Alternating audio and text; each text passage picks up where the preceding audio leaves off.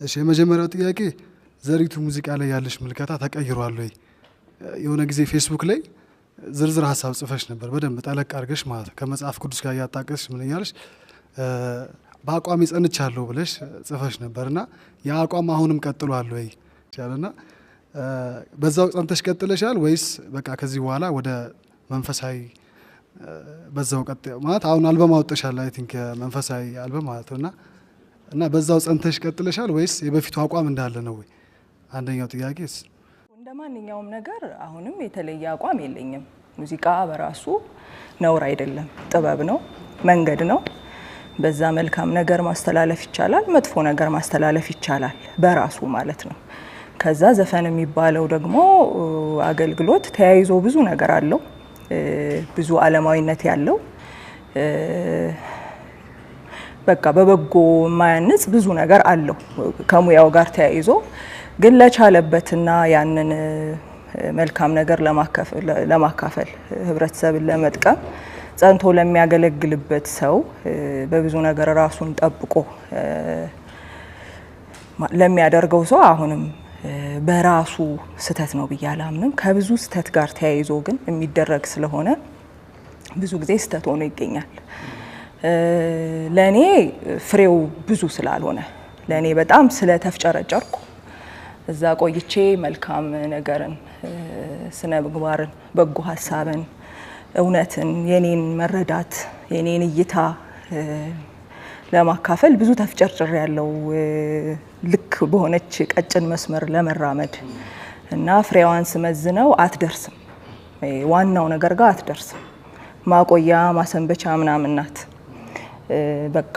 ስለዚህ ለኔ አንደኛ በእኛ ማህበረሰብ በእምነት ዓለም በተለይ ይሄ በጣም በቃ እኔ ከምረዳው በጣም የራቀ ነው እንደ አቋም ያለው ነገር። ስለዚህ እኔ ደግሞ ማገልገል የምፈልገው በዛ ማህበረሰብ መሀል ነው። ለምን ቁም ነገር ብዬ ያስኩት መንፈሳዊ ህይወቴን ነው፣ እግዚአብሔርን ማክበር ነው። ስለዚህ በዛ ማህበረሰብ መረዳት ውስጥ መገዛት ግድ ይሆንብኛል ከሚበልጠው ነገር አንፃር ማለት ነው። ትግሉ የበለጠ እስከ መሰለኝ ጊዜ ድረስ በትግሉ ቆይቻለሁ። አሁን ግን የሰዎች መዳን እንደሚበልጥ የሚያደርሱ መልካም ምግባሮች የሆኑ በጎ ሐሳቦችን ከማካፈል ኢየሱስን ማውራት፣ መድኃኒቱን ማውራት፣ መልሱን ማውራት፣ እሱን ማውራት የተሻለ እና የማያጸጽት በየትኛውም ሁኔታ እንደሆነ ስላመንኩ ነው ራሴን ሙሉ ለሙሉ ያዞርኩት። በዛ ውስጥ የሚጠቅም ነገር ማካፈል ይቻል ይሆናል ግን በቃ ዋናው ነገር ላይ ልቤ ስላለ ላገለግል የምፈልገው በሱ ነው። የምመለስበትም ነገር አይደለም ያኛው። እንጠያፉን ህይወት ውበትን ጨምሮበት ሰላም ባለማመን ስላደረኩት አገኘው ምሕረት እንጠያፉን ህይወት ውበትን ጨምሮበት ሰላም ባለማመን ስላደረኩት አገኘው